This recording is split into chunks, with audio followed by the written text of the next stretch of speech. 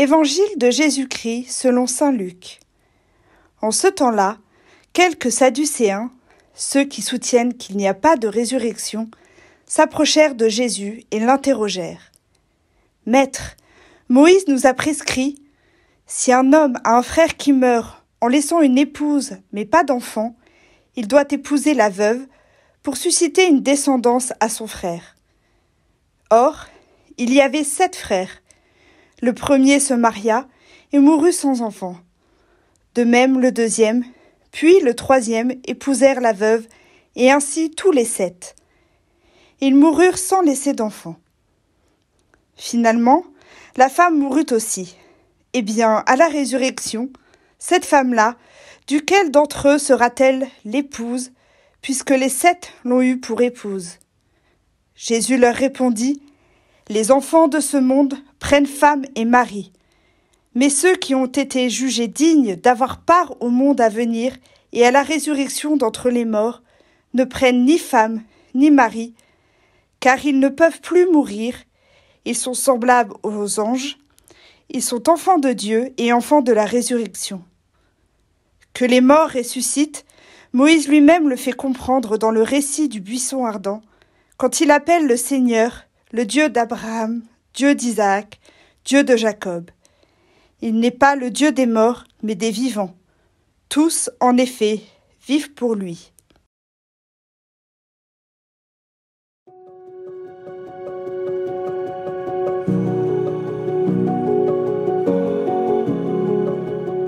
Comment imaginons-nous la vie éternelle?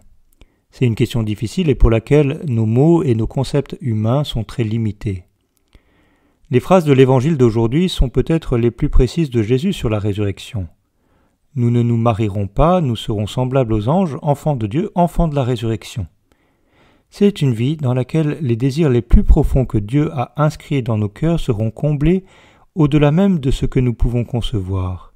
Une vie aussi dans laquelle nous aurons été purifiés de toute forme de perversité, comme celle que manifestent les Sadducéens de l'Évangile d'aujourd'hui.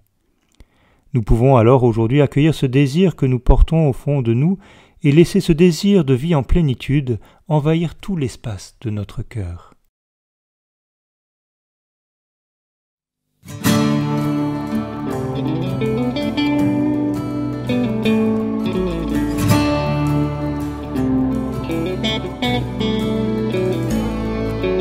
Loué sois-tu notre Père tout-puissant, pour les êtres que tu crées, nous t'acclamons.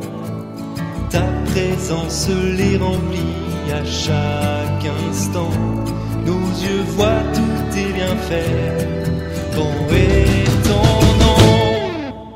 Dieu soit glorifié sur la terre comme au ciel, l'univers est un appel à te magnifier.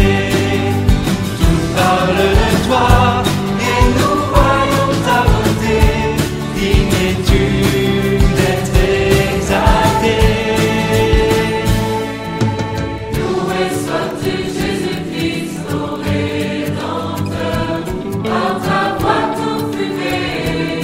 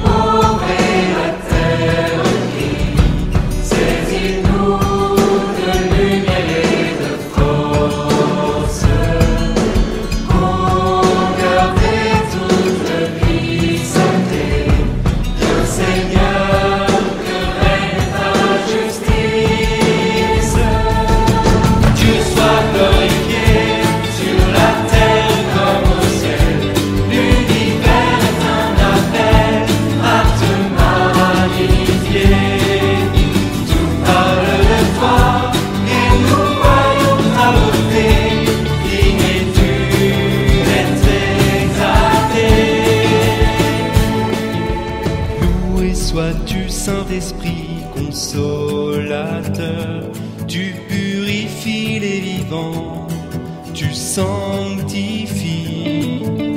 Vois la création gémir dans la douleur, viens la délivrer du mal, tu es